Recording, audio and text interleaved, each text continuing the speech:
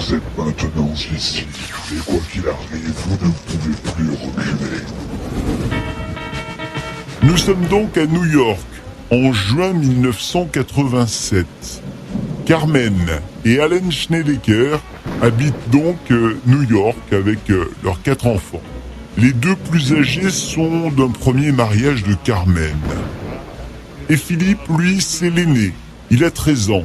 Et ce jeune garçon est malade. Il est atteint d'un lymphome, une forme très sérieuse de cancer. Et à cette époque, il n'existe aucun centre de traitement adapté pour le jeune enfant près du domicile des parents. Du coup, le centre cancérologique adapté aux enfants, celui qui est le plus proche, se trouve à quasiment 500 km du domicile des parents. C'est dans le Connecticut. Les parents et Philippe doivent donc régulièrement parcourir tous ces kilomètres pour que l'enfant puisse être soigné par les médecins. Médecins qui ont proposé un traitement de radiothérapie. Mais ce traitement est lourd et du coup le trajet devient de plus en plus pénible pour Philippe. Entre la fatigue, la douleur, les nausées, plus le temps passe et moins c'est possible de faire ces allées et venues. Du coup, la famille décide rapidement de se rapprocher du centre de radiothérapie. C'est ainsi qu'à la fin du mois de juin 1987, Carmen, Allen et leurs 4 enfants quittent New York et ils vont s'installer dans une vieille maison surnommée la Hallahan House. C'est sur Meriden Avenue, à Southington, dans le Connecticut donc. Alors, dès leur arrivée devant la maison, Carmen, la mère de famille, commence à ressentir des émotions plutôt étranges, en quelque sorte une angoisse. En fait, elle a l'impression que quelque chose ne tourne pas rond avec cette maison qu'ils ont louée. Lorsqu'elle entre dans le hall de cette maison, elle va remarquer un détail étonnant qu'elle n'avait pas vu lorsqu'ils avaient visité la maison. Devant chaque cadre de porte est cloué un crucifix. Drôle de déco, hein. Plus tard, Carmen, toujours, va au sous-sol. Le sous-sol de la maison qu'elle n'avait pas vu non plus. Un sous-sol qui semble être en fait une ancienne salle d'embaumement. Au centre de cette salle, il y a une table en métal. Il y a également des poignées de cercueil.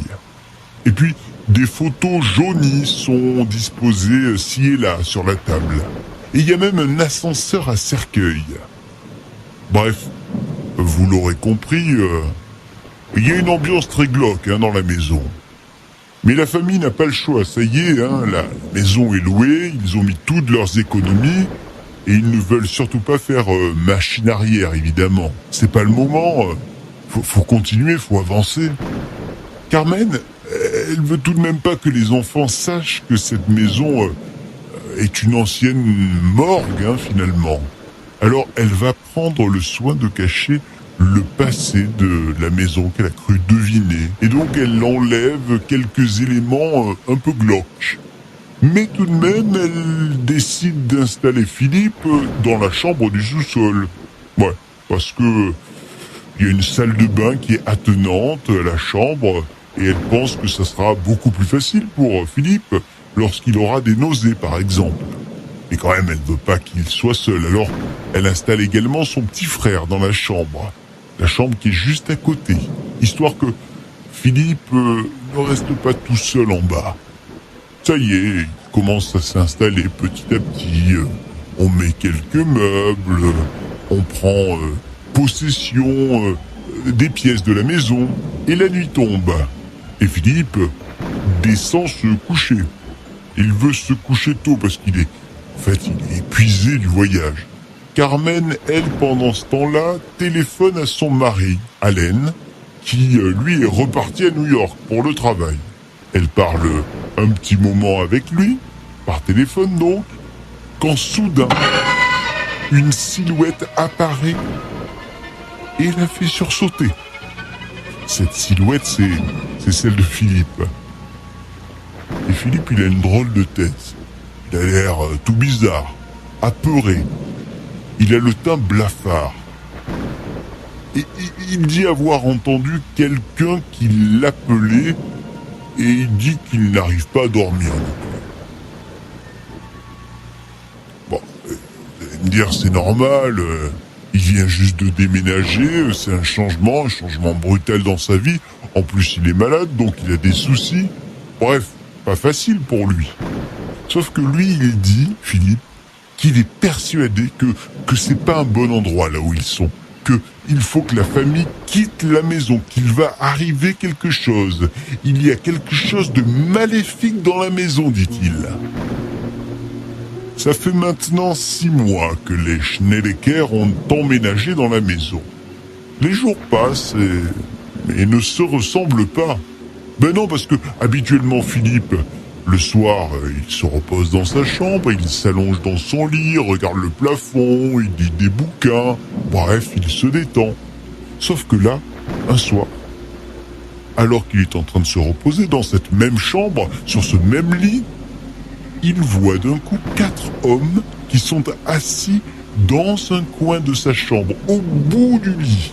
Ces personnes étranges commencent à lui parler même.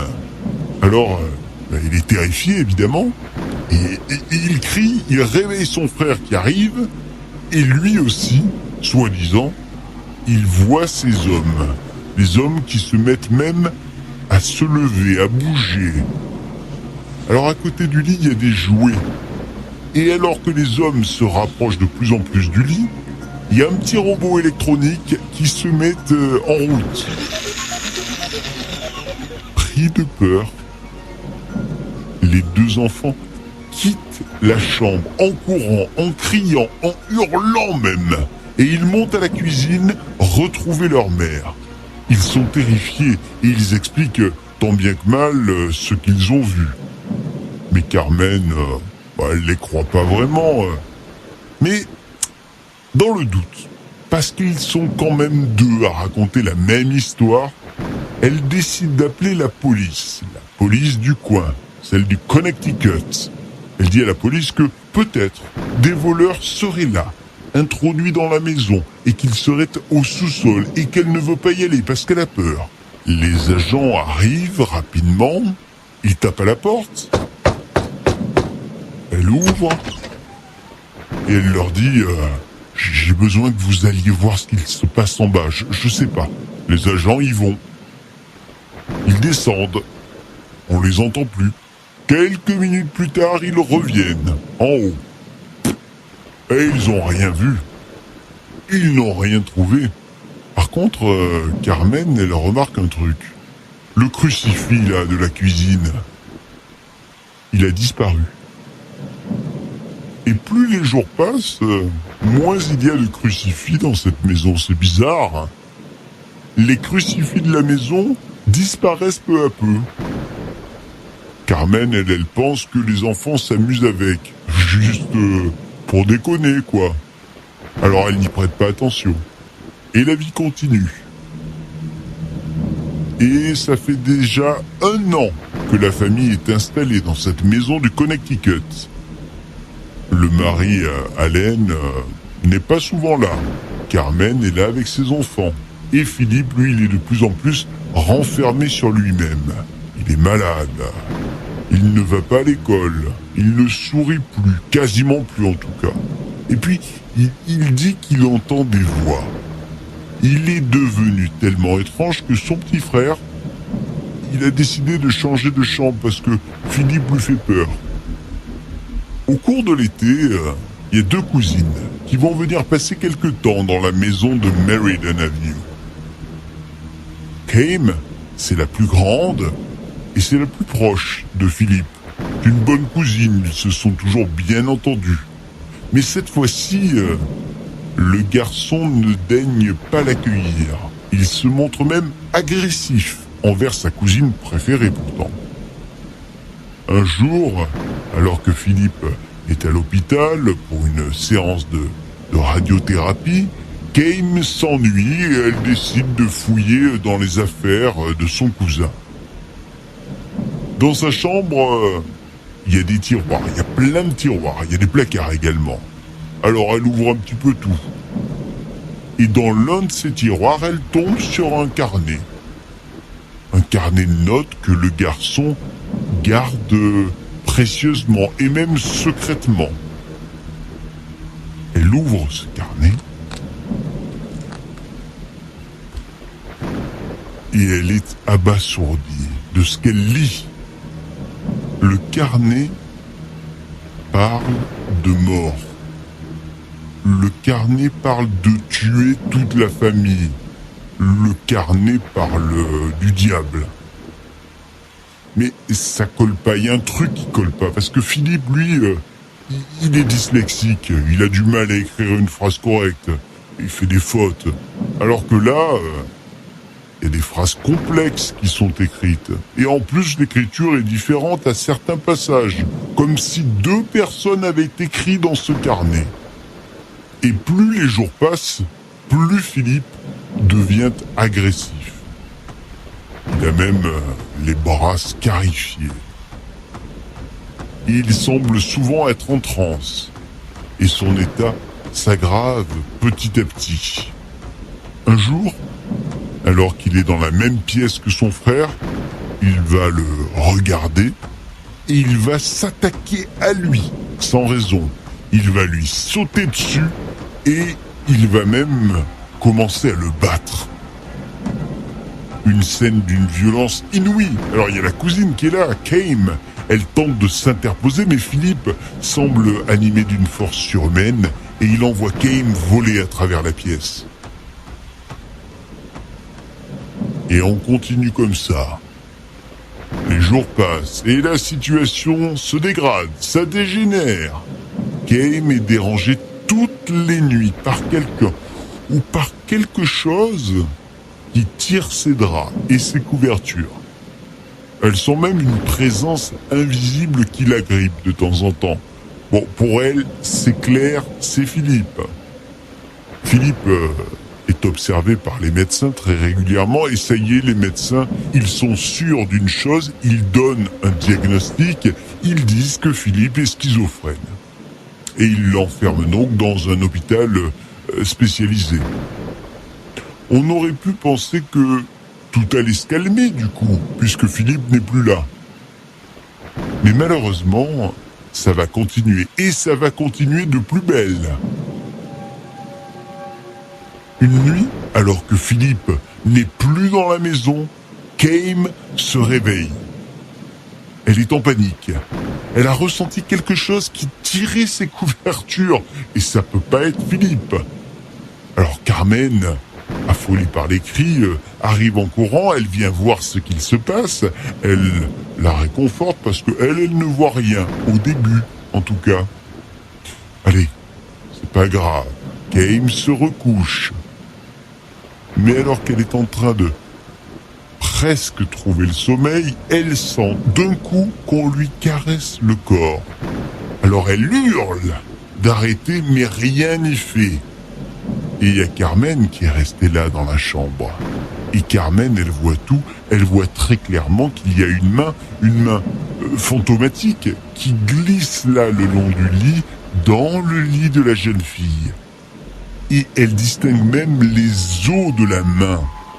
Alors Carmen, ni une ni deux, elle prend la jeune fille par la main, elle arrache la jeune fille du lit, et toutes les deux, elles partent en courant dans la cuisine. Elles sont terrifiées, elles sont là dans la cuisine, elles ont à peine le temps de reprendre leur souffle, et d'un coup, Kame voit quelque chose approcher à nouveau, petit à petit. La pièce devient subitement glacée, et une émanation pestilentielle les empêche de respirer à toutes les deux. Alors, il n'y a plus qu'un truc à faire, prier. Elles se mettent toutes les deux à prier en regardant les crucifix. Et c'est à ce moment-là que le chapelet de Kame rentre en lévitation. Il est même arraché de son cou à Kame. Les deux femmes sont apeurées, mais elles continuent de prier sans s'arrêter, et soudain, le calme revient. Le calme après la tempête. Alors, Carmen en profite pour se saisir du téléphone. Elle cherche un numéro. Vite, un numéro.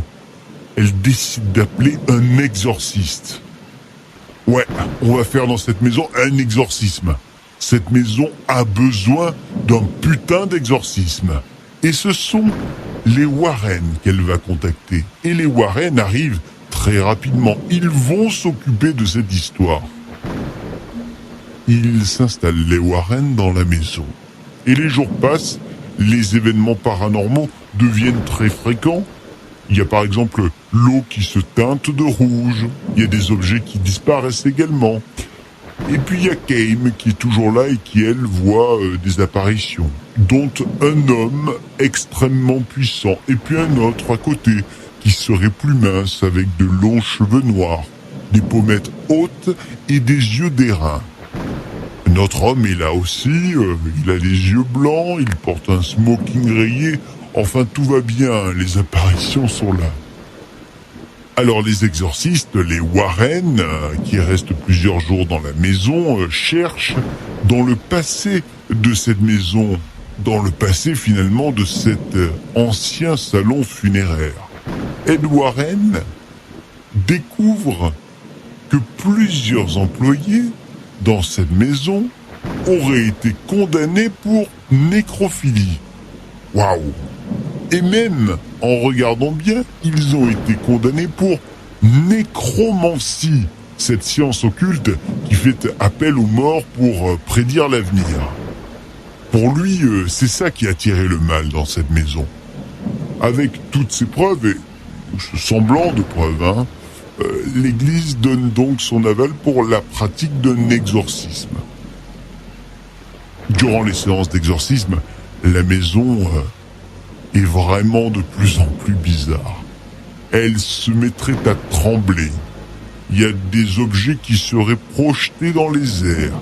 Des cris se feraient entendre.